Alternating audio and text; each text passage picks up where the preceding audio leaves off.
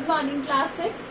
तो पिछली क्लास में हमने हमारा चैप्टर नंबर 5 जो था डिफरेंट काइंड ऑफ स्कूल, एक अलग किस्म का स्कूल या एक अलग तरीके का स्कूल, जिसमें हम जान रहे थे कि जो मिसेस बीम है वो बता रही थी कि स्कूल किस तरीके का होना चाहिए, वो हमने स्टार्ट कर दिया था। आज हम इसको कंटिन्यू करेंगे पेज नंबर 58 से, ठीक है। तो मिसेस बीम ने पूछा कि तुम्हें विंडो के बाहर क्या दिखाई दे रहा है। आई सी सम वेरी ब्यूटिफुल ग्राउंड। मैंने कहा, जो राइटर है उन्होंने कहा कि मुझे बाहर बहुत ही सुंदर से ग्राउंड दिखाई दे रहे हैं, मैदान। I said a lot of jolly children. Jolly मतलब होता है हैप्पी चिल्ड्रन।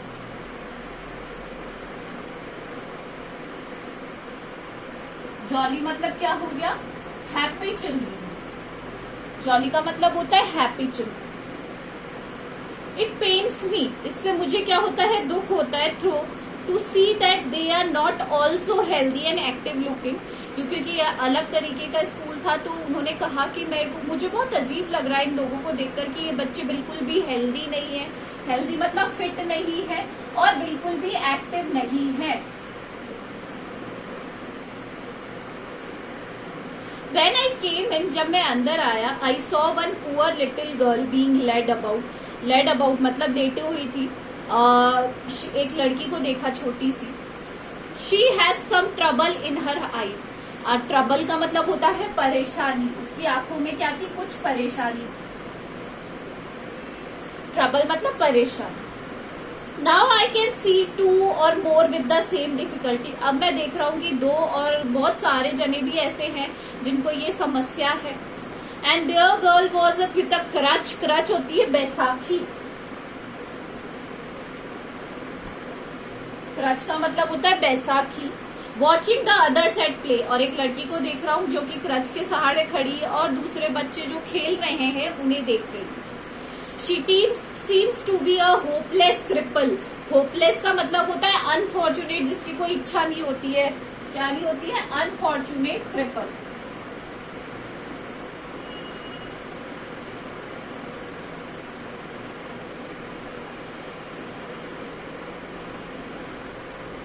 ठीक है।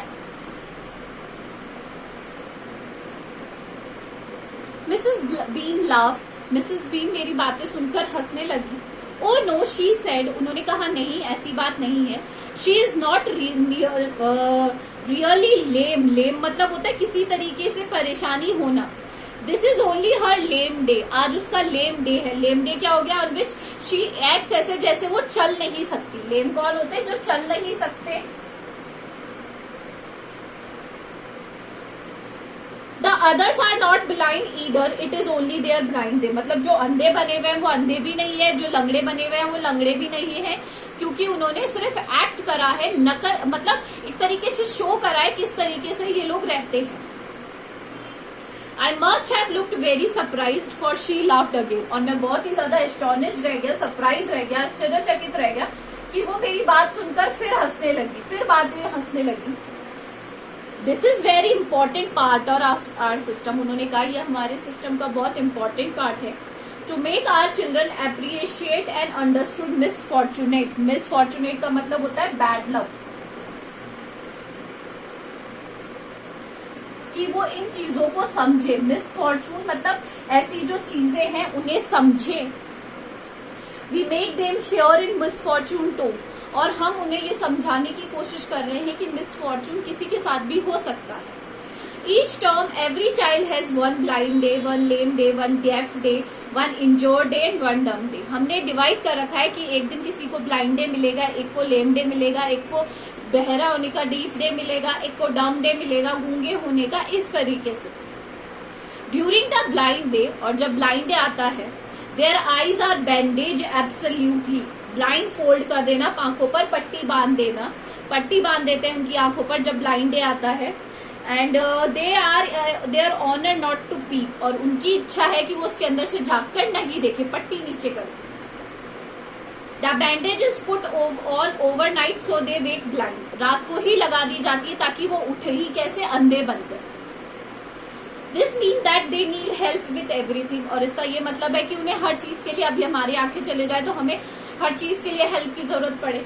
Other children are given the duty of helping them and leading them about, और जो दूसरे बच्चे उन्हें उनको हेल्प करने की दिए कि वो इन्हें रास्ता बताए, हर चीज के लिए उन्हें लीड करे, चाहे खाने के लिए हो, चाहे वॉशरूम्स के लिए, कहीं भी उन्हें लीड करे. They all learn such much this way, both the blind and the helper. और उनको दोनों को, यानी जो ब्लाइंड बने हुए हैं वो भी, और जो हेल्पर है उनके, जो उनकी हेल्प कर रहे हैं, उनको भी इससे बहुत ही ज्यादा बहुत कुछ क्या करने को मिलेगा, सीखने को मिलेगा. उन्हें भी बहुत ज्यादा सीखने को मिलेगा. There is no misery about it. Misery मतलब डिफिकल्टी, या फिर कहेंगे कोई इसमें मिजरी की बात नहीं है.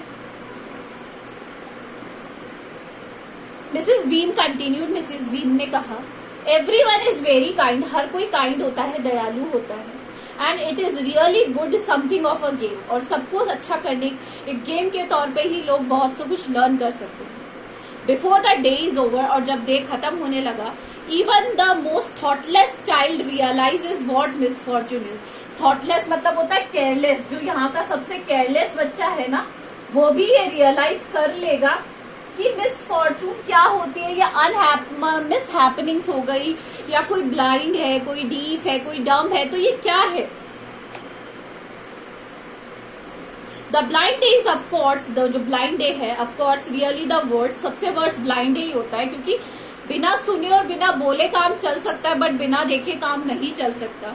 सम of the children tell me that dumb is the day is the most difficult. कोई कहता है कि गूंगे रहना सबसे डिफिकल्ट डे है. We can not bandage the children mouth. अब हम आंखों पर तो पट्टी बांध सकते हैं, मुंह पे थोड़ी बात कर सकते हैं बच्चों को. So they have to exercise their will power. तो उनको अपनी इच्छा शक्ति, क्या हो गई, विल पावर, इच्छा शक्ति से क्या करना पड़ता है, कंट्रोल करना पड़ता है कि वो बोले नहीं कुछ. Come into the garden and see for yourself how the children feel about it. तो मेरे साथ आओ गार्डन में और देखो कि ये बच्चे किस तरीके से करते हैं. तो आज हम यहीं तक करेंगे. आप इन हार्ड वर्ड्स को मीनिंग के साथ कॉपी में करके भेजिए.